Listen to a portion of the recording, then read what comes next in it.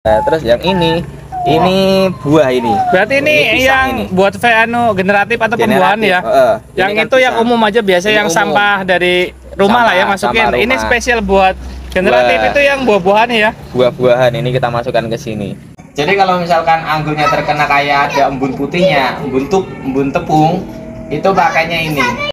Ini adalah video part 2. Untuk yang belum nonton di part satunya bisa lihat di thumbnail yang di pojok kiri itu ya. Linknya ada di pojok kanan atas. Nah, ini dia yang bikin satu pohon 240 dompol dan tanpa atap UV ternyata ya Mas ya. Tanpa atap UV 248 dompol untuk average. Average ya. Ya. Boleh Mas diceritakan rahasianya nih. Monggo sini. Mas. Kita bongkar rahasia kesuksesan nanam anggur di sini. Kita full organik tanpa pakai pupuk sintetis. Kita baik itu NPK, magnesium, boron, ZN dan lain-lain itu kan sebenarnya unsur kimia. Tapi ke arahnya itu sebenarnya penyebutannya pupuk organik dan pupuk sintetis. Lah kita nggak pakai pupuk sintetis sama sekali lah. Pupuk yang kita pakai lah ini. Nah ini namanya namanya air lindi atau air dari sampah. Ini full dari sampah dapur sendiri tanpa pakai ada campuran molase dan lain-lain. Pokoknya semua sampah dapur kita masukkan, entah itu sayur-sayuran, terus daun bawang, terus apalagi kayak daging, terus pindang dan lain, telur kita masukkan semua sampah dapur yang basisnya organik kita langsung masukkan ke sini. Nah, terus di dalam ini jangan kaget kepada teman-teman, di dalam ini banyak sekali magotnya itu. Magot itu apa? Magot itu belatung. Belatung itu banyak banget. Oh iya tuh, jangan ngeri ya, tapi ini bisa jadi subur banget di pohon anggur ya. Ya, ini belatung membantu proses pengomposan. Jadi metodenya ember tumpuk. Untuk yang padat kita taruh di atas, kemudian nanti kan akan menetes air. Airnya kita tampung di ember yang bawah. Ini kalau kita masukkan sampah dapur full satu ember ini, dalam waktu kurun 2-3 minggu yang awalnya satu ember full itu udah bisa nyusut sampai setengahnya. Atau bahkan ketika cepat banget pengomposannya itu cuma tinggal sepertiganya. Jadi nanti keluar cuma air semua di bawah.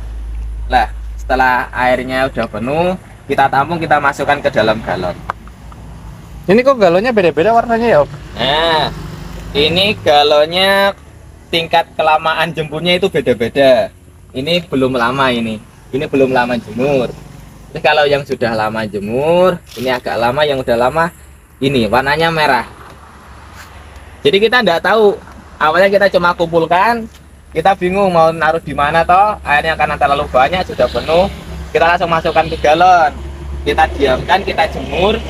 Kok kita lihat kok warnanya merah, apa ini bakteri fotosintesis atau apa, kita enggak tahu. Yang penting intinya warnanya merah. Karena kita takut, kita uji coba ke satu pohon dulu waktu itu. Terus aplikasinya gimana Om? Nah untuk aplikasinya, untuk yang ini kita pakai air lindinya ini 500 cc atau setengah liter dicampur dengan air 5 liter, disiramkan 1 minggu 1 kali. 1 minggu sekali, mau pagi atau sore itu sama aja.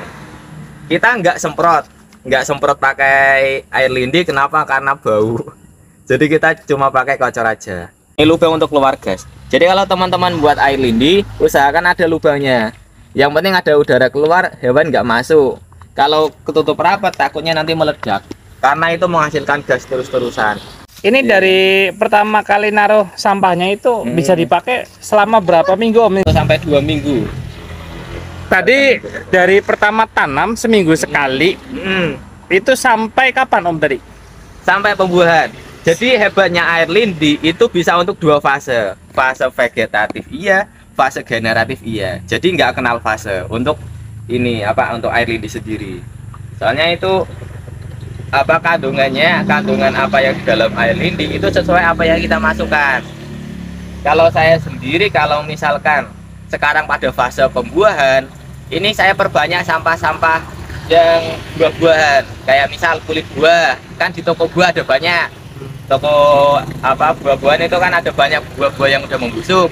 Nah itu bisa cemplungan masukkan ke sini, atau makan pisang kulitnya lah kita fokuskan ke satu wadah ini. Oh gitu, kalau buat pembuahan kita pakai pupuknya yang buah-buahan gitu Om. Yang buah-buahan. Nanti yang ini kita campurkan. Ini kan sudah matang, benar-benar matang, sudah merah. Nanti kita campurkan sama yang ini. Jadi setengahnya ini kita masukkan ini. Oh setengah-setengah berarti Om ya dosisnya ya. Nah ini kan sampahnya beda. Ini kan sampah dapur pada umumnya. Oh gitu. Ya, terus yang ini buah ini. Berarti ini yang buat generatif atau pembuahan ya. Yang kan itu yang umum aja biasa, yang umum. Sampah dari rumah lah ya masukin. Ini spesial buat generatif itu yang buah-buahan ya. Buah-buahan ini kita masukkan ke sini. Ini tanpa kita campur molase, tanpa kita perlakuan campur E4 atau apa namanya zat-zat pembusuk lainnya kita enggak pakai. Jadi kita full dari sampah dapur. Kita pisahkan di dapur, ada yang anorganik sama organik. Anorganik kita buang, yang organik kita masukkan semua ke dalam ember. Air lindi ini kok jadi airnya banyak nih, gimana Om? Jadi kan sama kan semuanya sama. Airnya nggak sebanyak itu. Air beras yang pertama itu kan masih kental, itu kita tuangkan ya, kurang lebih setengah liter. Itu kan cucian pertama kita masukkan, nanti lama kelamaan ke bawah. Bau nggak Ken? Bau apa? Enggak sih, emang bau. Oh, bau masih kuat di sini. Kita waktu itu takut ngaplikasikan, soalnya kaget warnanya merah. Awalnya kan warnanya tidak merah, tapi setelah kita beranikan diri, kita uji coba 500 cc banding sama 5 liter 1:10, saya rasakan sudah cukup encer. Kemudian kita aplikasikan waktu itu pertama kali kita aplikasikan ke pohon jenis Jupiter. Itu kita aplikasikan, kita siramkan. Selang 1 minggu saya kaget. Kagetnya kenapa? Tiap tersier itu ada 48 tersier. Itu keluar bunga, nggak ada yang nggak keluar bunga. Itu semua kita Excel break, itu keluar bunga semua ngerata, banyak banget. Sampai eman-eman saya, udahlah kita pangkas saja, kita potong mundur di berapa 7 sampai 12 bat, kita potong mundur, langsung brojol bunga semua. Itu alhamdulillah karena ini air lindi yang kita jemur. Biasanya Jupiter kan itu kan kecil-kecil klasternya, itu enggak, klasternya yang panjang-panjang. Jadi satu tersier untuk yang jenis Jupiter kemarin itu satu tersier kita pecah 3 sampai 4 bat, itu pecah. Dan itu yang bunga yang pecah itu bukan bunga kecil, itu bunga besar. Terus sampai saya takut terlalu banyak, jadinya tiap satu bat yang pecah itu membawa 3 bunga. Itu yang kemarin habis panen itu Om ya? Iya, itu yang Jupiter panen. Kalau yang sekarang kita review itu yang Everest tadi ya, yang di YouTube ya? Yang Everest itu kita rutin sebelum pemangkasan tiap minggu, dari awal tanam sampai sampai pembuahan, sampai sekarang berbuah, itu kita full pakai ini, pakai air lindi. Kita tanpa campuran bahan-bahan kimia sama sekali, bahan-bahan sintetis. Soalnya saya sendiri kan basicnya itu perawat, jadi saya tahu ibaratnya logika saya, ketika pohon sehat itu tidak perlu dopingan nutrisi yang saya masih itu pupuk sintetis. Jadi cukup dari organik, seakan misalkan orang hidup makan itu ibaratnya orang sehat, badannya ya sehat, nggak perlu nutrisi tambahan, kecuali kalau misalkan orang itu sakit, lah baru ada dopingan nutrisi tambahan. Sama kayak pohonnya ibaratnya sehat, ya udah kita kasih organik, kita kasih makanan yang cukup. Dari awal penanaman kita full organik. Kita pernah pakai NPK, KNO3, boron, magnesium. Itu kita pernah pakai semua pada saat sebelum pindah ke sini.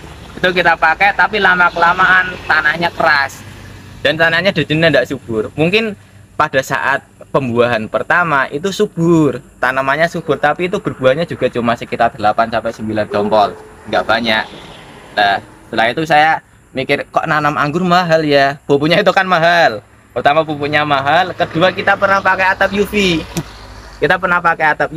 Tapi tetap jamuran. Akhirnya saya bisa dikatakan coro Jawane itu mutung, dan nggak mau lagi pakai atap. Akhirnya ya udah tak terabas, saya pengen nanam anggur tapi nggak mau model yang banyak. Kita nanam anggur, saya nggak mau beli pupuk, satu nggak mau beli pupuk, yang kedua nggak mau pakai atap UV. Nah itu model saya, mau nanam tapi nggak mau itu tahu nggak tahu komen saya nggak mau model banyak nanam anggur. Akhirnya ya udah, cuma seadanya, media tanam yang bagus, pakai air lindi tanpa atap UV, kita cuma pakai rawatan kayak biasanya. Dah, kita model terabas saja, alhamdulillah malah keluarnya bagus semua. Intinya mikroorganisme yang di tanah itu harus bagus, zat yang di tanah ibaratnya harus tercukupi, itu utamanya. Terus jangan lupa kalau media tanam itu arang sekam. Arang sekam itu bisa menghemat pupuk sampai 70%, 50-70%, karena di situ mikroorganisme yang baik buat tanaman itu tumbuh subur di sana. Seperti itu Mas. Ya, untuk teman-teman, kita untuk perawatan pohon anggur sendiri untuk yang jenis Everest, kalau di sini ini ketahanan penyakitnya itu termasuk paling tinggi. Nah, untuk perawatan sendiri kita sangat jarang pakai yang namanya fungisida dan insektisida. Bisa dikatakan 1 bulan penyemprotan itu paling cuma 2 kali. Itu untuk fungisida. Kalau insektisida ini dari awal nanam sampai sekarang ini nggak pernah pakai insektisida. Kita hanya pakai full fungisida, sebulan frekuensinya kurang lebih cuma 2 kali. Nah, untuk yang kita pakai, kita seringnya pakai kandungannya yang ada mancozeb. Kalau di sini kita sebut merek aja, kita pakai Diten 45, itu kandungannya mancozeb 80 BB dan juga antrakol. Nah, ada kandungan zinc plusnya juga. Terus kalau misalkan ada terkena yang namanya, ini untuk downy mildew sama powdery mildew. Jadi kalau misalkan anggurnya terkena kayak ada embun putihnya, embun tepung, itu pakainya ini. Biasanya kita pakai campurannya itu 1 sendok makan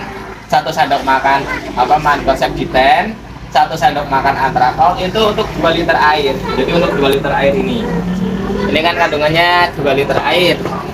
Kita campur, kemudian ditambah untuk perekatnya kita sebut merek aja, kita pakai Mama Lemon. Jadi kita pakainya Mama Lemon 1 tetes sama 2 tetes itu kita kocok, kemudian kita semprotkan. Nah, itu untuk fungisida yang untuk daun mildew atau powdery mildew. Nah, untuk yang karat daun kita pakainya Amistar Top yang ada bercak kuning di bawah daun. Nah, kita pakainya Amistar Top. Dosisnya Om? Kalau Amistar Top itu 1 mili untuk 1 liter. 1 mili 1 liter untuk Amistar Top sendiri. Di dalamnya ada kemasan, ada tulisannya. Itu sebulan 2 kali Om? Sebulan 2 kali. Atau bahkan kemarin ini benar-benar terang nggak ada hujan, kita nggak semprot sama sekali. Kalau misalkan hujan terus-terusan, itu bisa seminggu sekali. Atau tiap siang hujan atau tiap malam hujan, kita semprot 2 atau 3 hari sekali. Kalau saat benar-benar sering hujan, kalau enggak hujan kita enggak semprot. Ini ketahanan penyakitnya termasuk yang paling tinggi daripada varian-varian yang pernah saya tanam. Artinya kita